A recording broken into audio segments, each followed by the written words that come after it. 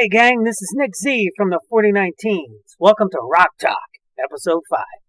I have an incredible guest for you today. She formed Goldie and the Gingerbreads, the first all-female band to land a recording contract.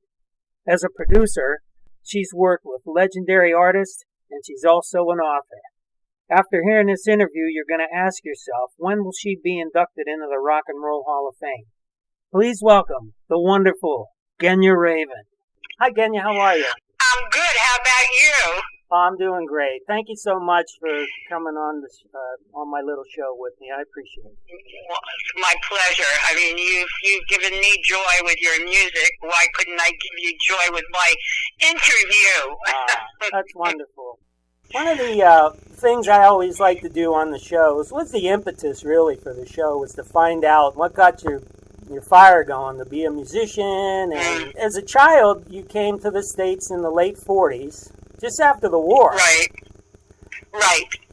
And yes, my parents were in concentration camps. And when I was born, they gave me away because they didn't think they'd make it, you know? Mm-hmm. So, but I came to the United States when I was 7 years old and didn't speak a word of English. I didn't really understand how and why I had this voice and the timing. And at one point in my career, early on, I knew what keys people were singing in. You know, I mean, I was pretty astute to all the music and stuff. And the reason why, I'll tell you, my ear was glued to a radio out of New Jersey. We moved right to Rivington Street on the Lower East Side and of Manhattan. And my ear was glued to a radio station out of Jersey. A guy called the Catman. I found out later on, and not that long ago, that was Danny Styles. It was his radio show, and he'd play only R&B. And I could hear all of the songs because it was, you know, you'd hear the sounds of, you know, because it was pretty far away in Jersey, so I could barely get that station. And don't forget, it was like 50s, you know, so my whole thing was learning how to speak English through music. So basically, my ears were like sponges, and I didn't realize this. I was rehearsing with Ornette Coleman one time, and he asked me my story too. Like, he wanted to know where the soul came from and so on and so forth. And I told him, I said, I learned how to speak English through music. He goes, that's it. He said, that's how you did what you're doing. Wow. That's how you got to be a singer, and your timing and your music and all your soul, you know. And that was pretty informative for me because I didn't realize where I got it from. Right. You know, I just know that I got up on stage in a place called Lollipop Lounge. Yeah. And my girlfriends dared me to sing because I always sang around, you know, and they said, you got a good voice. I went, get out of here, you know. Get out of here. I don't have a good voice. They said, no. But, you know, the doo-wop stuff, those are my influences, and in particularly a group called, this got me, and my hair stands on my arms. And what I heard was this song, Lonely Nights by the Hearts, which the lead singer for that particular song was Louise Murray. Oh, my God. And then I befriended her only like maybe 7-8 years ago through this music guy, Val Shively. He had her call my home, left a message with the line of the song, please come home, you great big lump of sugar. She left me that message. I died and came back to life. I went, oh my God, no. This is my soul. I mean, she... And I'll tell you who else was, who did the time? Baby Washington. And here's the ironic part. I didn't know this until Louise told me. The Hearts with Lonely Nights. Yeah. They used to switch lead vocalists when one wasn't available. So, like, Louise was then recording with Sally Go Round the Roses with the Janettes, and so they brought in Baby Washington, too, to do some songs with the Hearts. So you're looking at two major influences. And matter of fact, when I first started to sing, I sounded like them. Wow. You know, it's kind of like Ray Charles. You know who his favorite was? Oh gosh, what's his name? Very mellow singer. His daughter's a singer too. Oh, Nat King Cole. Yes, that was Ray Charles's influence. No kidding. Wow. How's that? And at the beginning, he sounded like him. So we all have someone that we lean on. Oh, sorry, I got into a whole other head here. Yeah, we all have somebody that influences us. That's why it's so important to be heard. You know, I mean, it really is. And think of all the girls. You know, I had an old girl band. Sure. I know you're going to ask me about them, Goldie and the Gingerbreads. Yeah. You have no idea how many chicks we inspired. You have no idea. It is so cool, you know? Yeah. The message, the sublime, it's like laying your DNA on someone. And that's exactly what Louise did to me. I call her my soul sister. Yeah, so you she kills me. If you go to my Facebook, Nick, you'll see I have a picture of me and her. She came to my play, Lollipop Lounge. Oh, that's her. That's awesome. Yeah. That's her, baby. She's tall and still has that voice. We were singing at when after the play, we all went downstairs. We started to sing Lonely Nights together. If you want to hear, I mean, I was so fucking. Oh, sorry. That's okay. Yeah, I don't. I was so amazed to have her sing it with me. I mean, you're talking about my childhood here. Yeah, this is the woman that made me who I am today. Yeah. You know. So you found, like you were saying with Ray Charles and his influence with Nat King Cole and yours, that you got your foundation, the tools. Exactly. Then the topper was, I know that you're not asking me, but I'm skipping ahead and letting you know. The topper was going to the Brooklyn Paramount. Alan Freed did a show, and he had this chick on, and I play her on Chicks and Broads all the time. Yeah. Lillian Briggs. She got up on stage, and the song was, I want you. I want you too. And then she takes out a trombone and starts blowing it. I go, oh my God. You know, she was too much.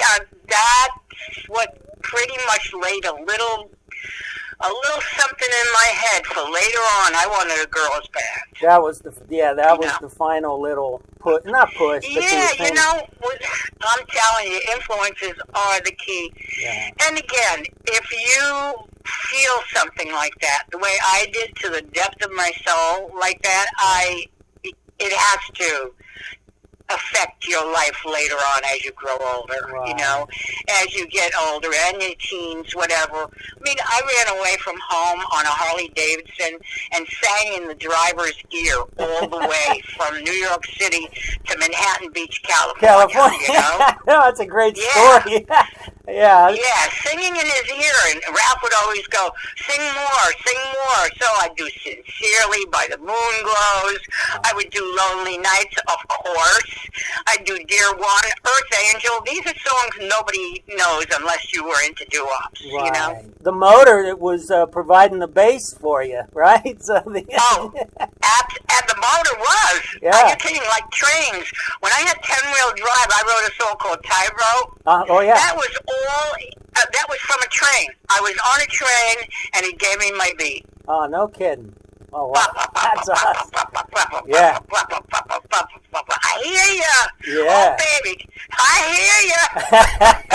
Yeah. I wrote a song on the D train, baby. Oh, it was wow. a That's D rock train and roll, song. huh? Yeah. Yeah, rock and roll. Oh, yeah. Just quickly now, when you were mentioning you went to see the Alan Freed and the show that those guys used to do. Yeah. So those were essentially, you were going to see shows there, and you were kind of, while you were formulating your influence. Yeah, oh yeah, everything that I wound up being was from little snippets of what I did when I was a kid, because I was a heavy dreamer in school. I was not a good student, you know, and number one, because immediately they put all the refugees in one area, and our schooling, I never went to kindergarten or anything, you know. Our schooling was basically drinking milk, taking a nap, doing vitamins. Those were our schooling.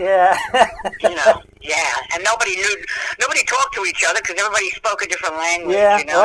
It's like really crazy. It's like being in a crazy house. What else was I going to do but music? Right, exactly. And if I didn't have music, I don't know, Nick. I could have been, who knows what I'd be. Who knows? I probably would have been dead. I don't know.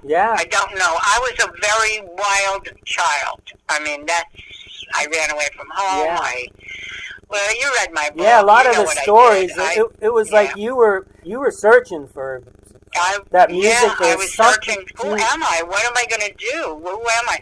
I was getting a lot of money for cheesecake modeling. Right. I was around 16, 17, and this guy was pretty much a voyeur, but he paid, and he didn't touch me. Right. You know, so...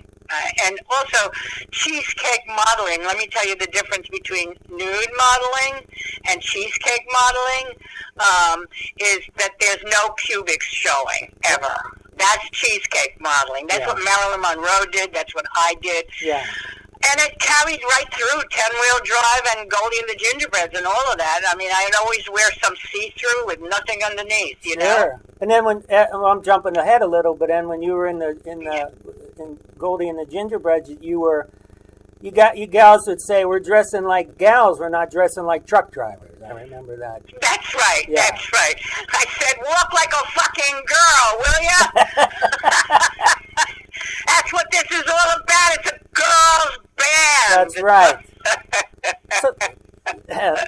So now when you were with the Escorts, and then around that time, then you started. You were really learning your chops, as they say. I was reading you were doing like 45-minute sets. Something like that? Absolutely. That's why I had to laugh when people, when I was producing some chicks, and they would go, oh, my throat, after 3 takes. You go, what the? Go out and play some clubs, will you? Yeah. That was the Foundry. The schooling. Yeah, that was my schooling, of course. And then at that time, and your book obviously goes into great detail, and you met your drummer, Ginger. And it took you a little bit of time to find it, which is normal, right? You're trying to get something happening. Oh, yeah. While I was with the Escorts working a club in the village, and the name of the club was Trudy Heller's, I was there with the Escorts. By the way, you know, in the Escorts was Richard Perry. Right, Richard Perry and the Escorts, right. Yeah, it was... Well, it turned out to be the Escorts and Goldie. When it was number 1 in Detroit and parts of Ohio, and you know, I thought it was the stupidest thing to do. But anyway, I was so into black music that I did Somewhere from the West Side Story. To me, that was too white. You know, it was just so white. Yeah. And and I couldn't believe it was like number 1 in Detroit. You know. Yeah. And, but now it really gets interesting now as your band is formalized, playing at clubs. The Wagon Wheel was pretty much the place where you guys... Yeah, it was the way. Good for you. You did your homework, kiddo. Yeah, oh yeah. Were there some management, or were there some of the rock and rollers in there? I'll tell you what happened. You're wondering how we wound up in England? Is that what you're saying? Yeah. Well, you know, House of the Rising Sun was a big hit. Right. And by the Animals. And the Animals were in Times Square, looking at Manhattan, of course. And you know, Eric Burden was so heavy on soul music, and so what he's hearing from the streets as they're walking around, what he's hearing, because that's where the wagon wheel was, near the Peppermint Lounge on 45th Street between 7th and 7th and Broadway. Okay, Yeah. And so they're hearing this chick singing, and Eric for sure thought I was black. Right. And then he hears a tambourine, which, then he thought for sure I'm black. Yeah. They walk in, and not only were we white, but we were all chicks. Yeah. They stood there with their mouths open, and Mike Jeffries came in with them. So it was Chaz Hilton, and Mike Jeffries, the manager, and Eric Burden. Mm-hmm. Well, they flipped. They just, anyway, they made an offer I didn't want to refuse. The girls didn't really want to go. We were making very good money. Yeah. Not one-nighters. That was like 6 weeks at a gig at a time. We'd go to the Army bases. I got home and I bought a car, cash. We were making great money. Remember, Nick, there were no rookies. We did it all ourselves. Ginger, the drummer, she was fabulous. I mean, she was strong and she knew how to handle her drums. She wouldn't let anybody carry them. She did it. We were strong chicks, and we had a Hammond organ in the band, and she played foot pedals. I didn't need a bass player, but I eventually got a bass player anyway, but not to be in her way, because she played a hell of a Margot Lewis was amazing. Right. Yeah, amazing. And so anyway, the next thing I know is Mike Jeffries is talking to me and says, we'd like to bring you over to England. We had to get work permits and blah, blah, blah. And one thing led to another, the girls were hesitant. We were in England. We lived there for 2 years. We toured with every major group going, from the Yardbirds to the Rolling Stones to Manfred Mann, the Hollies, the Kinks, you name it. We toured with them. We were hot there, believe me. There wasn't a paper you wouldn't look into for 2 years where you didn't find us. And so Herman's Hermits has the same song that we have a hit with, and they go and get a hit with it in the States. The only reason we went to England is to hit the States. So anyway, hey, it is what it is, I'm the most known person you'll ever meet in this business. Most influential. And pioneering. That's what I'm called, pioneer. To me, it's just like when I want to do something, I do it. I don't think about. Yeah. When I hear people saying to me, "How do you get into the music business?" Yeah. Oh my God! Never fucking ask me that. You want something, you see it in your mind's eye, and go for it. I didn't even know what a key was. I remember Richard Kelly saying, "What key? What key?" And I go, "What do you want my keys for?"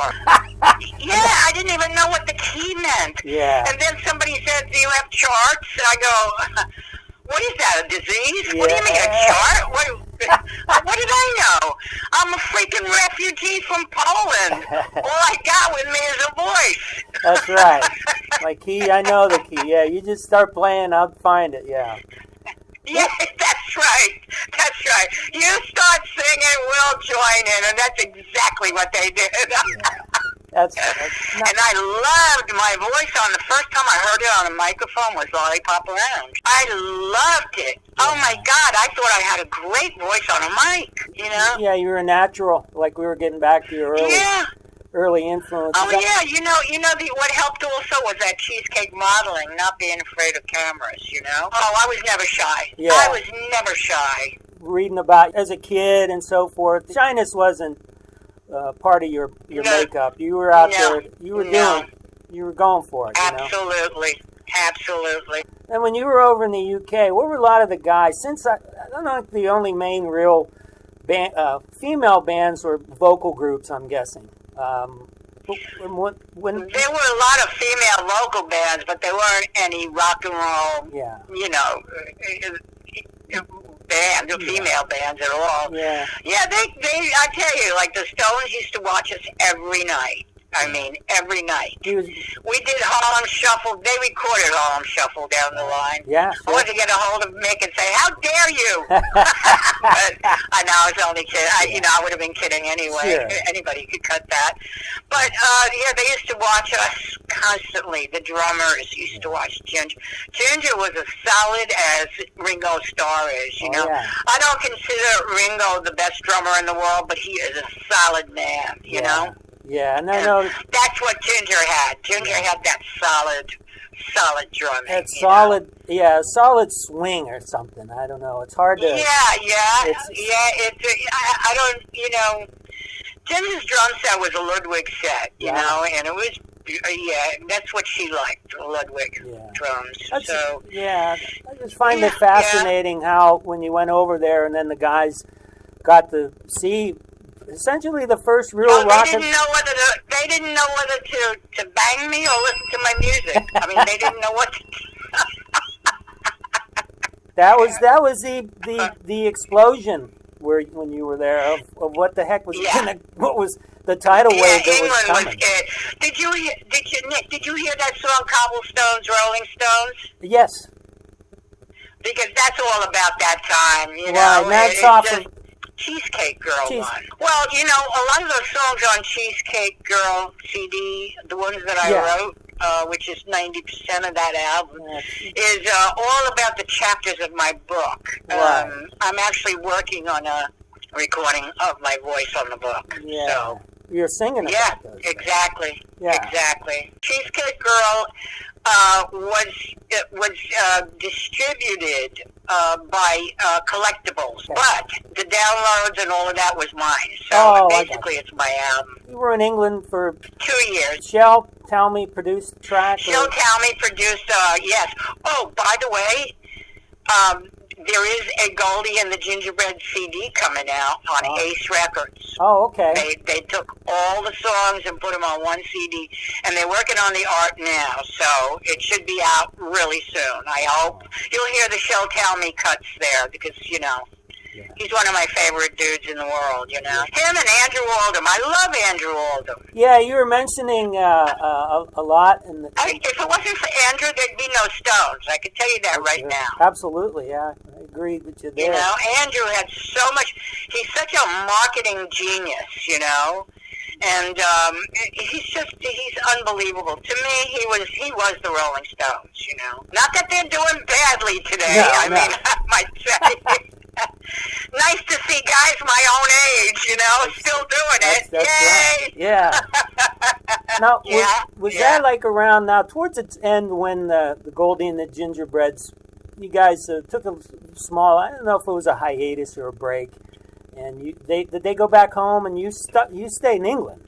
I stuck around, I had left the band. Right. And I said, you guys go on as the Gingerbreads. I've got to grow. Right. I'm not growing here, and I got to do more with my life. Right. And it was a little more intricate than that. So, then they called me about, I think it was 5 months later, and they said, Genya, come back to the States. We got a great manager. We got a great song. They're going to put out the money to record it, blah, blah, blah. But, things happen for a reason. I wound up in the States. Then I did my homework. After bending over and getting screwed again, okay, I said, that's it. I'm going to go learn some jazz. Because already I was into James Moody, I was into King Pleasure, the vocals, sure. Lambert, Hendricks, and Ross, all that. I said, because Goldie and the Gingerbreads was already doing Moody's Mood for Love when we were in England, I was doing that song then. We were not just a namby-pamby girls band. We played music, real music, and Ian McLagan, may he rest in peace from the Faces. He said how he used to sneak into the Flamingo to try to see us, because he couldn't get over Margot. He couldn't get over that keyboard. Wow. Because that's what Ian, Ian is a keyboard player. So, sure. We influenced quite a lot of people, and The Jeff Beck story was very funny in the book, wasn't it? Yeah, you remember the story? He lost his guitar, or it got stolen? His guitar got stolen, and he was weeping like a child. At the same time, we were on the same bus for the same tour, right? He was with the Yardbirds at the time. 64. At the same time, his wife had divorced him. Okay, this is the same time, so he's weeping, and we're on the bus. I'm sitting near him, and he's crying. And I turn around to him, I said, Jeff, there'll be other women, and she'll probably come back to you anyway. He goes, my favorite guitar had nothing to do with the woman. Nothing. I looked at him like he had two heads. I went, oh.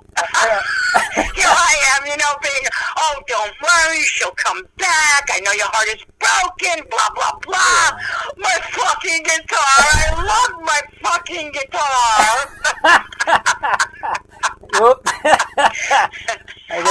Basically, that's the way it is. I gave up a lot of relationships for my music, too. So I totally understood that, Yeah. Yeah. I noticed then, like you were saying, as you started developing your influence, you're not influence, but you were getting into the jazz, and now you were with. Yes. Was it in? I'm forgetting. Was it in the UK? Or in the States? When you came back, you met Les. I don't know how you say Les Jimuro. Yeah, was that in the States? It was in the States. This is right after the whole thing again with Goldie and the Gingerbreads, the second time. I said, that's it, no more, no more. Yeah. And that's when Les came to see me at the Wagon Wheel. I didn't know he was such a great drummer. I had no idea, and he invited me to a gig. Wow. So I went. I was floored. And he said to me, he says, do you want to sing with us on a couple of gigs? Yeah. That's when I got asked if I got charts. I said, I don't think they do. I went to the doctor last week. I don't think I have charts. What the fuck are you talking about charts? What is that? No, but Frank Foster did my first chart. And he's a heavy duty. And that's where I met. You're asking the right questions, because that's when I met the Brecker Brothers. The Brecker Brothers, and then after that whole jazz thing with Les Jimuro came 10-Wheel Drive, my horn band. Yay! Yeah. You see. Yeah. So then after 10-Wheel, came my productions, which is my Urban Desire album, which is one of my favorites still. Yeah. That and Cheesecake and Icon are my favorites. Yeah. And Undercover. I love what I've been doing. I really do. Yeah. And now that I'm writing more, I really, really love it, I'm able to. But I can only write about things I know, baby. And what I know are the streets. And that's what my experience is. And the streets. Like, even Urban Desire, I have I Colorado on it, which is about my first Spanish boyfriend, Puerto Rican boyfriend. Yeah. And I had Lou Reed sing on it with me. Right.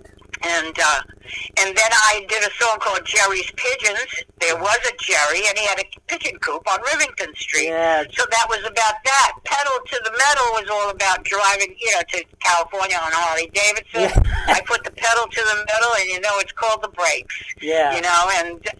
So everything I write about is always about, your life experience and what's true. Yeah, exactly. Your truths, what you experienced. Yeah. And my truth is a good way of putting it. It's my truth. It's my stuff. Yeah. Yeah.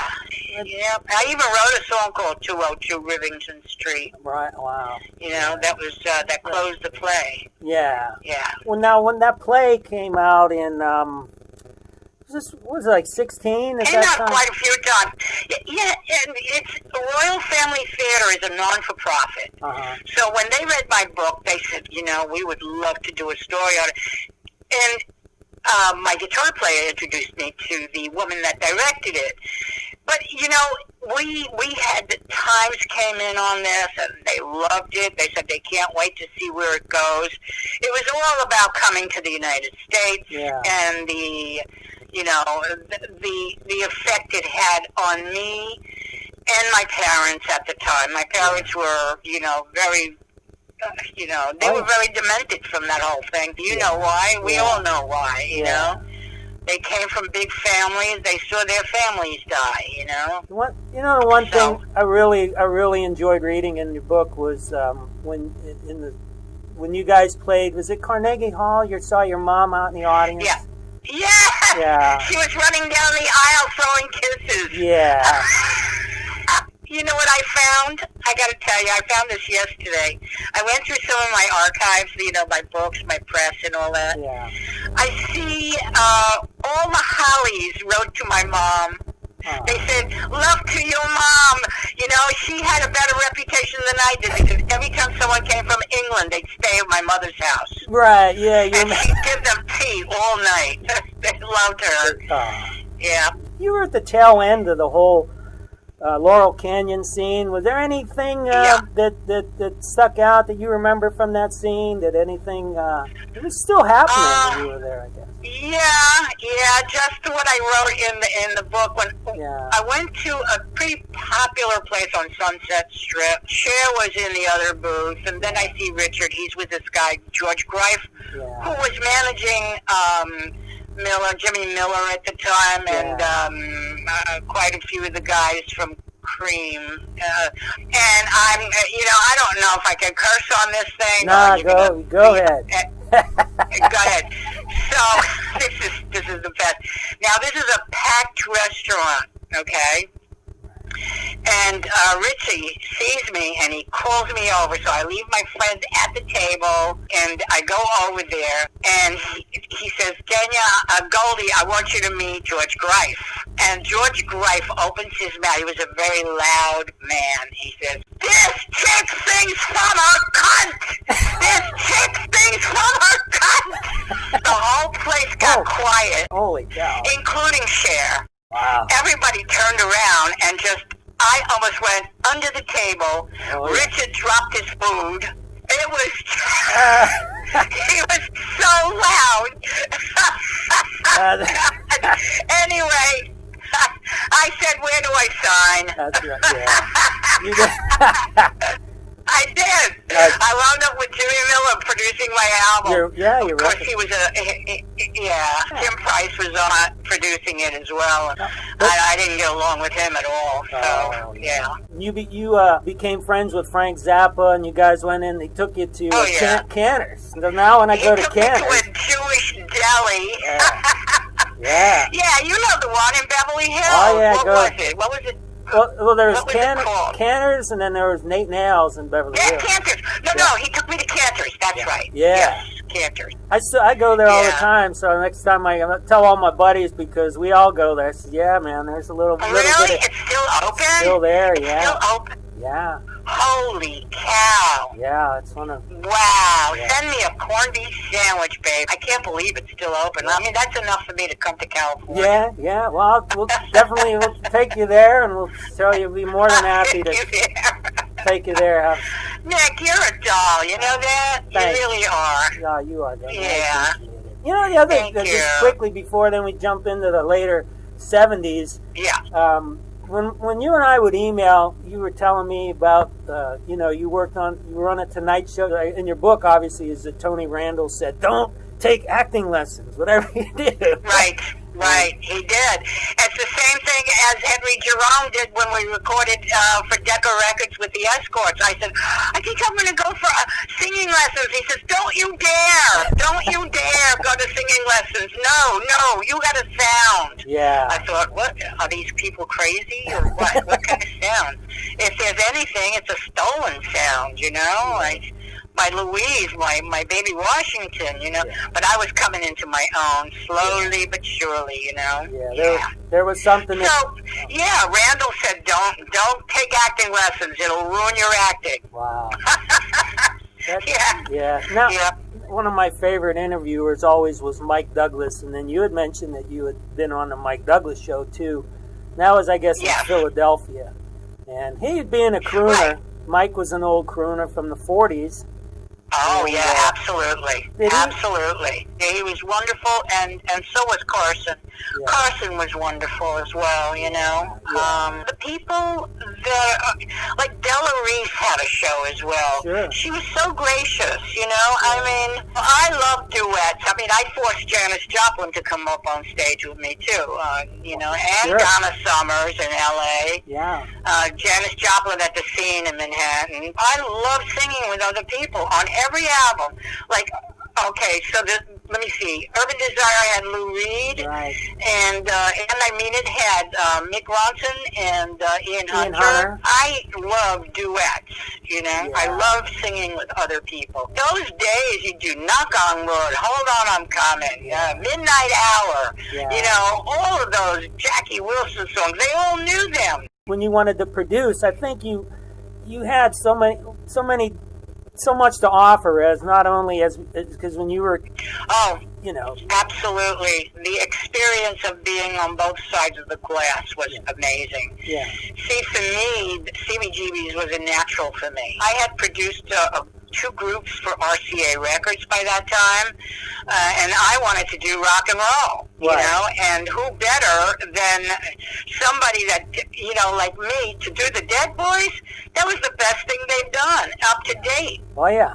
I kept telling them, listen, you gotta try everything I ask. You say you'll try. Right. I don't want no.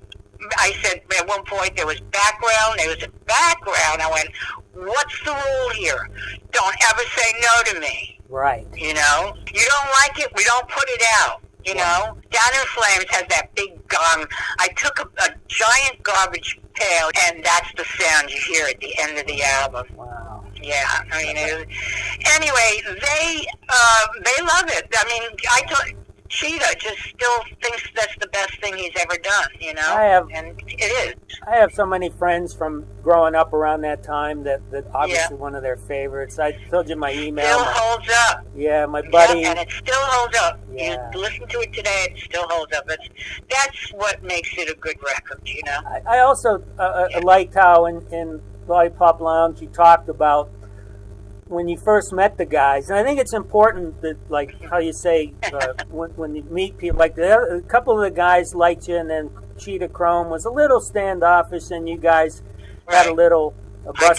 I joked with him, and when he got loose, that was it. You know, then he trusted me. You know, first, you know, he'd stand by the bar and wait near me, and didn't have too much to say, and he had this orange hair. Yeah. I said, "Let me see down here if you've got the same color hair."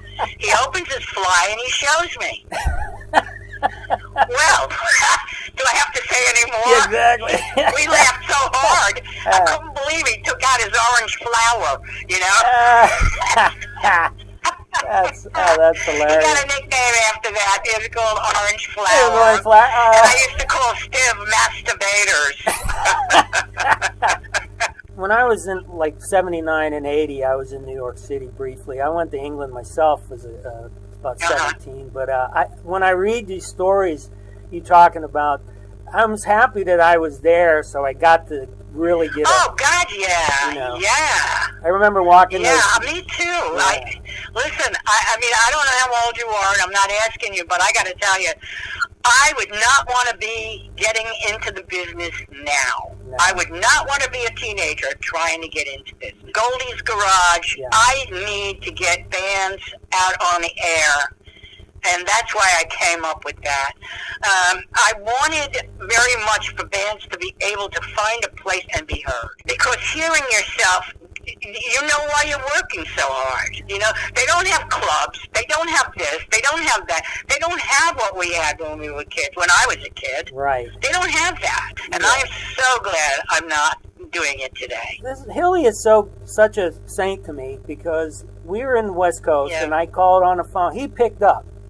And I said, hey, hi, we're on this band, the Leonards, we're going to come through New York. And he said, send me a package. Right. And then he was always hands-on. He booked us. And now you can't even, it's so hard. Yes, he was totally hands-on. Yeah. Totally. Except except for when I was producing. Yeah, right. I told him I didn't want any guests in. Right, yeah. So, and then when we went there, he was there, he greeted us, and I'm proud to say I got to meet him.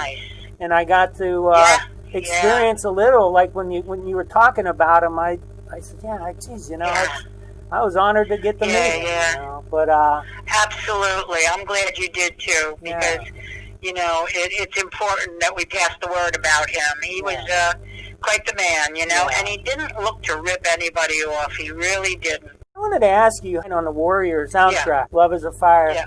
Now, was that a standalone? No, that was part of the A&M Warriors soundtrack. Right. Well, that's what I mean. Yeah. So it was for the soundtrack, right? Yeah. Okay. Yeah, it was for the soundtrack. Yeah. Yeah. And they wanted to make it a single, and my manager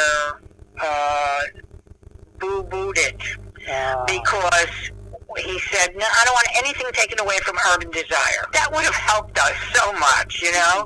You had your own record label. Right, Polish Records. Mm-hmm. You initially were upstate early on in your career, and then you came back to the Big Apple. Did you find that, like, you eventually were like, I'm going to go back up there one day? As you get older, it's harder to make friends. Yeah, sure. When you're a kid, it's easier to make friends. Yeah, but when you get older, you don't. It just feels like you're in a good spot, right? You know what I mean? I am in a good spot. I love Little Steven for the 2 shows that I've got. Yeah. I got to tell you, he is a very smart guy because basically he's created a little family here in Little Steven's Underground Garage. I think what he did was brilliant. He's been a long-time fan of yours, obviously, because he was learning his chops when you were coming up. So. Exactly. Matter of fact, I found out before I spoke to him about it. Mm-hmm. He had said to Kid Leo, "Find Genya Ravan's number somewhere. Yeah. Find her. Yeah. I'd love for her to DJ. Now, I want to start a show of only unsigned bands." Right. And I was going to call it Midnight Hour or so, whatever. And he said, no, we're going to call it Goldie's Garage. Yeah. Because he loves Goldie and the Gingerbreads, Sure. He played them a lot. Yeah. Listening through the station I know you'll hear him mention you in different segues and stuff. Yeah. And then, of course... Yeah, he's a great guy. He's a great guy. So your show, both of your shows now, Goldie's Garage is on every third Friday? Every third Friday of the month, Yeah, 11 o'clock. And it's 1 hour, but, it's a lot of work. I have to do a lot of soul searching for these guys. Oh, yeah. I get them. Listen, I'm booked till October now. Yeah. I get a lot of bands. Yeah. And and sometimes I want to repeat the bands because they're so damn good, Yeah. But I want to give guys the break, or girls the break, and let them hear themselves. That's what this show is about. It really... People like you, I loved playing you. Thanks. It was so exciting. I did. I love playing you guys. That was like I remember in the late 80s when I was coming up, a radio station played my one band I was in, and it did well. The Leonards? No, I was in this band called Mary's Danish, 2 girl singers. And Mary's Danish. Yeah. That's funny. I love it. I'll find a video and send it to you. Please do. I'd love to. Yes. And also, Nick, keep sending me material. Don't hesitate. Thank you, Genya. But it was such a treat because we had been, recording, and so John says, send it to Genya. I says, let's do it. Yeah. Our singer, John. Yeah. And then so when we first heard that, we were like, man, this is so cool. And then after you started playing us, and then within the year, I can't think of exactly when, the song was the coolest song in the world. For the week. That's right. And I said to him, I said to little Stephen, I said, when we were on the phone talking, I said, that's a group I played first. He goes, that's because you've got good taste. That's what he said. Yep. So you give so many bands a break, and you, like you said, it creates a fire for them. You know what I want you to do? Keep it in mind that you're doing it for yourself. Yeah. And then the rest will come. Yeah. But it'll come. Easy does it, but do it. Send it around to every station you can. Yeah. Don't get me wrong. Yeah. I'm just saying, have fun while you're doing it. Chicks and Broads is on. It's the second. That's the first Friday of every month. First Friday, 11 o'clock Standard. Yeah. Yeah. And then of course you go. You cover the gamut there for all the female singers. Oh, I do. Yes, I do. I play Timmy Euro. I play, I Want You to Be My Baby. What's her name? The one that, the one I went to see, Alan Freed. Yeah.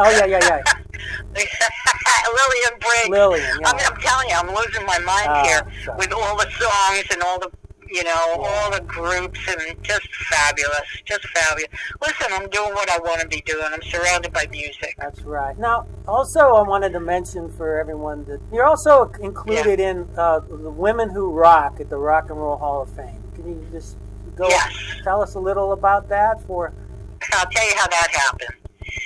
I got like an ad for women in music, and I was not included.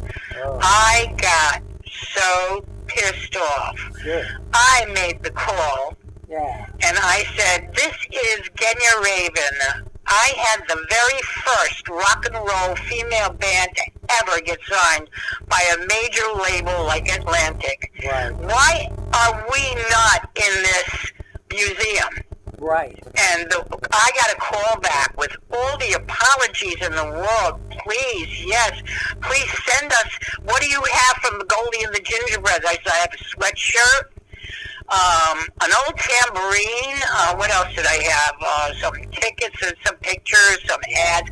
Anyway, I sent it to them, and that's how that happened. You're on Rumbar Records right now. Yes, I love that guy. I love Lou. He's a great guy. Yeah.